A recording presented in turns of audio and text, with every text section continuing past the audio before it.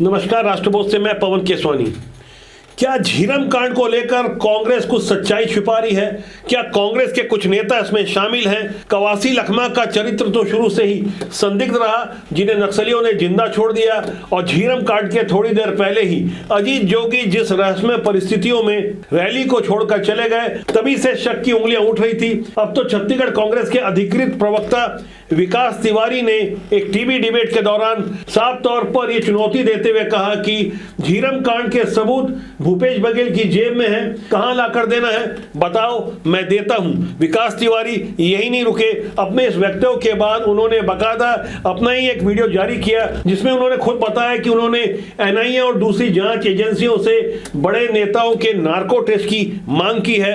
उनके narco test वाली ये बात कांग्रेस को बहुत नागवार गुजरी, लेकिन उससे भी बुरी बात यह थी कि भूपेश बघेल का नाम क्यों लिया गया। फिलहाल कांग्रेस के प्रवक्ता पद से हटाए गए विकास तिवारी के इन दोनों ही वक्तव्यों पर आप गौर करें।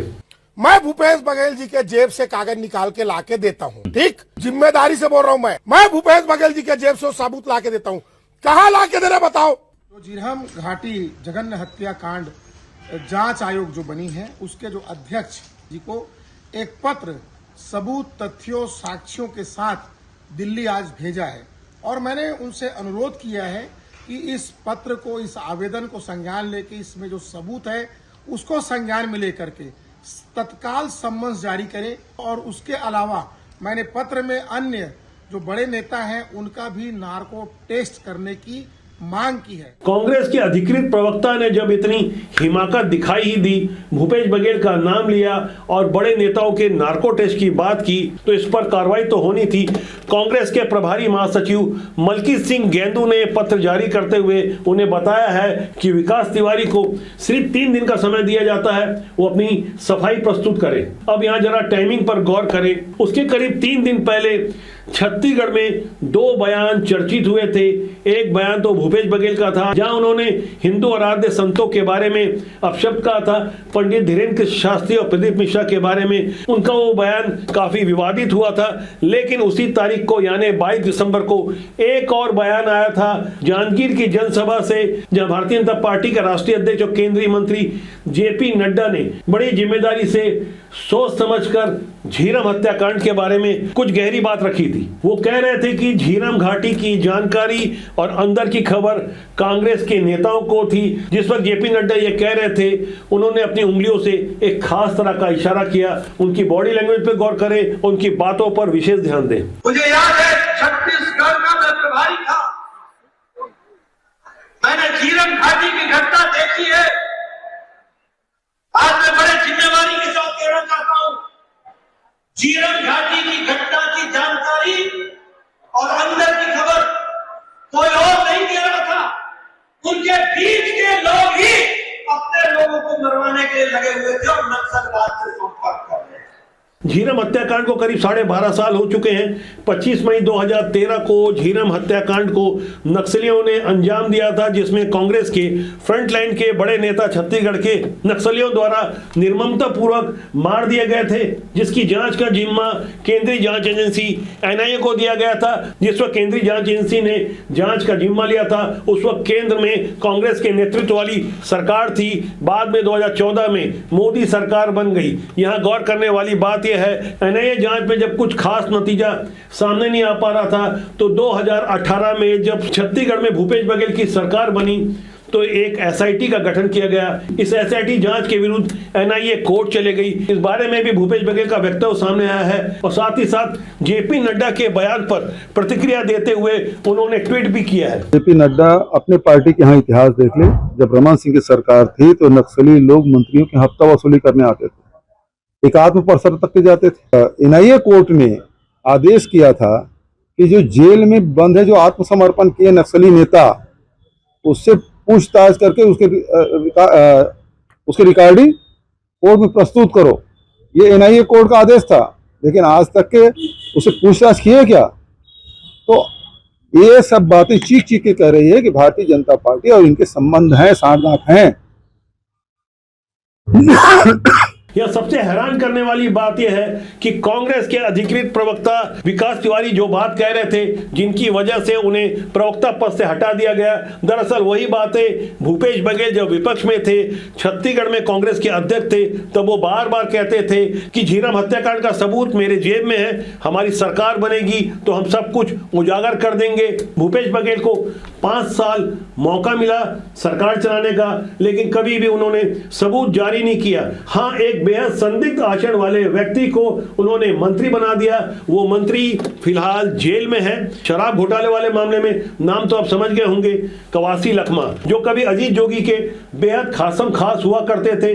वही अजीत जोगी जो झीरम कांड के अंजाम से थोड़ी ही देर पहले रैली छोड़कर रायपुर आ गए थे, और जिस वक्त झीरम कांड को अंजाम दिया जा रहा था तब कवासी लखमा को उस समय के कांग्रेस के प्रदेश अध्यक्ष नंद कुमार पटेल और उनके बेटे दिनेश पटेल के साथ जिंदा पकड़कर नक्सली घटनास्थल से थोड़ी दूर तक ले गए, और उसके बाद स्थानीय बोली भाषा में जो बातें की उस बारे में या तो ईश्वर जानता है या तो नक्सली और कवासी लखमा अच्छी तरह से जानते हैं। उसमें भी सबसे बड़ी हैरानी की बात यह है कि जिस तरह से नंद कुमार पटेल और उनके बेटे दिनेश पटेल को निर्ममता पूर्वक मारा गया, लेकिन कवासी लखमा को खरोच तक नहीं आई। उन्हीं कवासी लखमा को चमत्कारिक रूप से जंगल के बीचों बीच एक बाइक मिल जाती है जिसमें चाबी भी लगी हुई थी, और उसके बाद वो अस्पताल में जाकर एडमिट हो जाते हैं। उनके ऐसे संदिग्ध आचरण को जानते समझते हुए डॉक्टर चरणदास महंत उनसे मिलने अस्पताल पहुंचे क्या थे, उन्हें मारने के लिए उन्होंने हाथ उठा दिया था। जो बातें कह रहे थे सामने के कैमरे में रिकॉर्ड हो गई। डॉक्टर चरणदास महंत उनसे पूछ रहे थे कि तुमने रूट क्यों बदला और पत्रकारों से बात मत करना। इतना कहते कहते उन्होंने एक पर्चा भी उनके जेब में डाल दिया। ऐसे संदेहास्पद हालात वाले कवासी लखमा को आखिर भूपेश बघेल ने अपना मंत्री क्यों बनाया? जब झीरम कांड को उजागर करने के लिए ईमानदारी दिखानी थी तो पूरी ईमानदारी दिखाते, लेकिन भूपेश बघेल ने तो सीधे तौर पर भाजपा पर ही आरोप लगा दिया। ऐसे में यहां गौर करना होगा कि अचानक जेपी नड्डा 22 दिसंबर को अपने छत्तीसगढ़ प्रवास पर ये क्यों बता रहे थे कि झीरम कांड में कांग्रेस का हाथ है, कांग्रेस के लोगों का हाथ है। दरअसल जेपी नड्डा का ऐसा कहना एक बहुत बड़ा संकेत है। आने वाले दिनों में इस मामले में कोई ना कोई भूचाल आने के बड़े संकेत हैं। भाजपा के राष्ट्रीय अध्यक्ष जेपी नड्डा आए तो थे जनादेश पर्व के लिए, लेकिन जो बातें छोड़ गए उसके बाद कांग्रेस के अंदर खाने जो बातें निकलकर सामने आ रही है, इस पर हमें समझना होगा अभी तक झीरम कांड में हुए नरसंहार में हुआ क्या है और जांच कहां तक पहुंची है, और दोषियों का चेहरा क्यों नहीं अभी तक सही तरीके से बेनकाब हो पाया है। झीरम घाटी हमले को करीब 12.5 साल बीत चुके हैं। इन वर्षों में प्रदेश में 5 साल कांग्रेस की सरकार रही, जबकि 7 साल भाजपा का शासन देखा गया। झीरम नरसंहार के समय केंद्र में यूपीए की सरकार थी, 2014 से एनडीए की सरकार है, लेकिन बावजूद इसके जांच की धीमी चाल ने कई अनसुलझे सवाल छोड़ दिए हैं। झीरम घाटी नरसंहार के बाद एनआईए ने जांच शुरू की और तत्कालीन रमन सरकार के दौरान 39 माओवादियों के खिलाफ 2 चार्जशीट पेश की गई, जिसमें 9 की गिरफ्तारियां हुई, लेकिन कांग्रेस ने इस जांच को अधूरा बताते हुए अपनी ओर से खारिज कर दिया। और इसके बाद 2018 में कुर्सी संभालते ही भूपेश बघेल ने एसआईटी का गठन करवा दिया, जिसे एनआईए ने कोर्ट में चुनौती दी।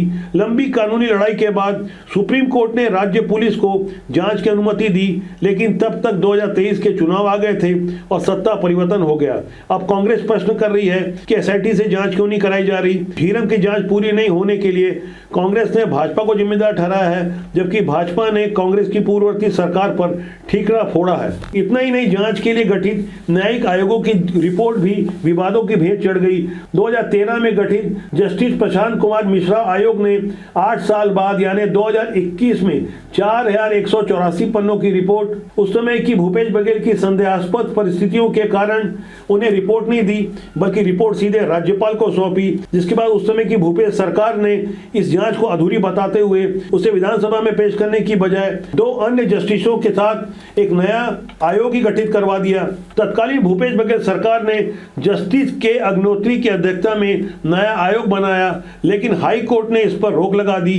तर्क दिया गया कि जब पहली रिपोर्ट विधानसभा में नहीं आती, तब ऐसे में नई प्रक्रिया का औचित्य क्या है। दरअसल भूपेश बघेल उनकी सरकार ये अच्छी तरह से समझ चुकी थी कैसे झीरम के नरसंहार को कानूनी दांवपेच में उलझाया जा सकता है। जब पहले ही एक न्यायिक आयोग का गठन किया जा चुका था, उसके बाद अलग से आखिर भूपेश बघेल ने नया आयोग क्यों बनवाया, इस बहुत बड़े सवाल का उत्तर आज तक नहीं मिल पा रहा है। जब 25 मई 2013 को सुकमा से जगदलपुर कांग्रेस की परिवर्तन यात्रा लौट रही थी, उस वक्त शाम करीब 4 बजे झीरम घाटी के पास माओवादियों ने पेड़ों को गिराकर काफिला रोका और अंधाधुंध फायरिंग शुरू कर दी। इस हमले में तत्कालीन कांग्रेस के प्रदेश अध्यक्ष नंद कुमार पटेल और उनके बेटे दिनेश पटेल के अलावा बस्तर टाइगर के नाम से विख्यात महेंद्र कर्मा, कांग्रेस के कद्दावर नेता विद्याचरण शुक्ला और पूर्व विधायक उदय मुदलियार सहित कुल 32 लोग मारे गए थे, जिसमें कुछ सुरक्षाकर्मी भी थे।